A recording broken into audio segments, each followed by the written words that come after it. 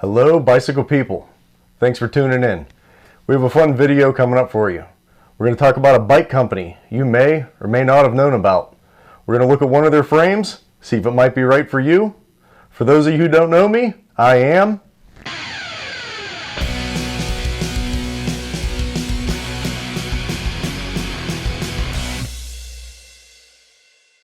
Welcome back. For this video, we're going to do it a little different. We're going to break it up into two parts. Part one, we're going to talk about the company and go over the frame. Part two, we'll get the bike put together, take it to the indoor park, get on the gates, get it dialed in. Speaking of dialed in, that's who we're looking at today. Dialed Bikes. www.dialledbikes.com.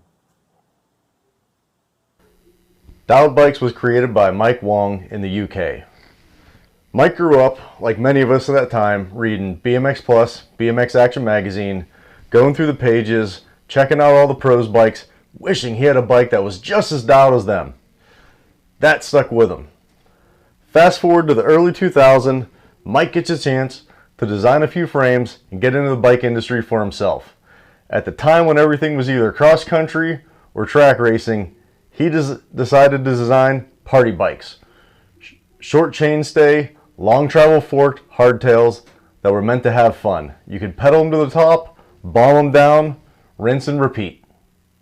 What better name for his own bike brand for bikes designed the way he wanted them and rode exactly how he wanted to? None other than Dialed. Noting there's two L's in Dialed, as he informed me that that's the proper English way to spell it. Now, Mike stayed with the mountain bike industry for a number of years until his son got a little bit older. At that time, got into BMX racing as it's much more accommodating for a young kid.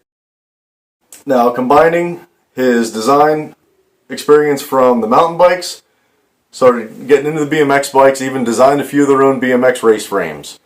For those who follow BMX racing on the international level, might notice some names like Kai White and Killian Isidore. Both spent time on Dialed Bikes in their earlier days.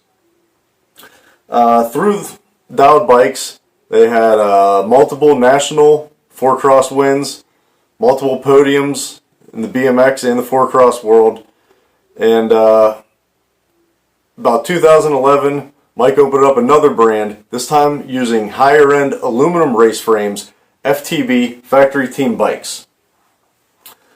Now, this is the first time he was working with hydroforming, and he learned a lot from that. And he wanted to get back to his roots, and he took his knowledge from Factory Team Bikes, took his experience from Dialed Bikes, combined them together, and that's where we get the Hot Rod frame. This is an aluminum and hydroformed 4-cross race bike. Now, Mike sent this over to me, and it was already out of the consumer level packaging, so we're not going to do a traditional unboxing and all that hoopla. Let's just get in here, get a closer look, and see what we're dealing with.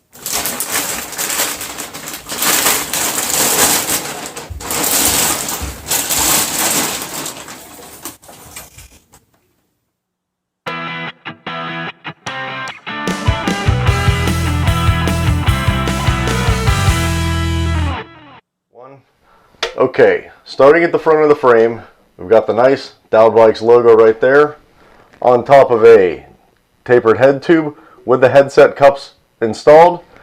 This frame does ship with the proper headset. Let's take a closer look at that. In the set, you get the bottom bearing, races for both straight and tapered head tube, upper bearing,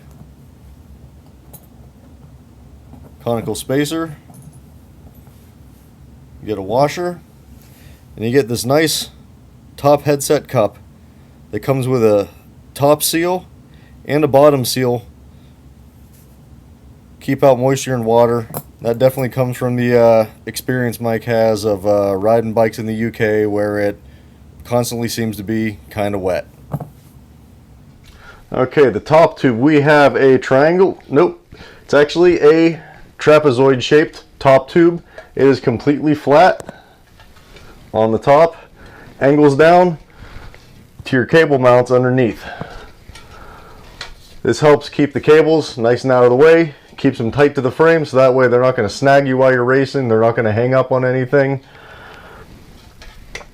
We have a rectangle shaped but still rounded edge down tube. Pretty nice diameter to it. All going all the way down to the bottom bracket. What this shaped tubing does is it spreads out the load and gives a wider surface to be welded onto the bottom bracket. This helps with torsional rigidity going down for for gate starts, putting the power down, landings, hard berms, whatever. This helps keeps the frame extra stiff, keeps the power going, keeps you moving straight. Pretty standard seat tube. Takes a 27.2 post. Going down, the seat stays are, again, kind of a rectangle shaped box tubing. Nice, big, wide chainstay yoke. Again, going all the way out to the edges as much as they can on the bottom bracket. Again, to help the power transfer and to keep it nice and strong. Got these nice box seat stays, or chain stays, sorry. Going down to the 142 by 12 rear axle closed dropouts, non-adjustable, to a post mount brake mount, which is part of the dropout. I do like these a lot better. Instead of using the IS mounts with an extra adapter, you're now bolting your brake caliper directly to the frame. Much stronger interface, just looks a lot cleaner. One of the nice things Dowd Bikes did is they offered this frame in 3 different sizes. They have a small, medium, large, 22.5, 23.5, 24.5 inch top tube. And that is so that way this thing can fit perfect for you for your racing needs.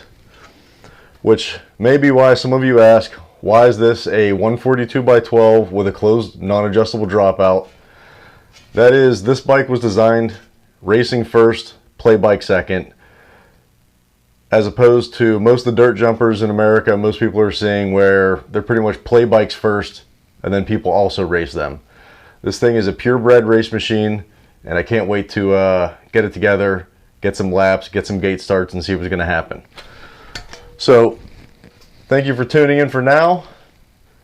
Make sure you pay attention for part 2 coming out. Once we get this bike built up, we're going to take it out, we're going to have some fun. We'll see you next time.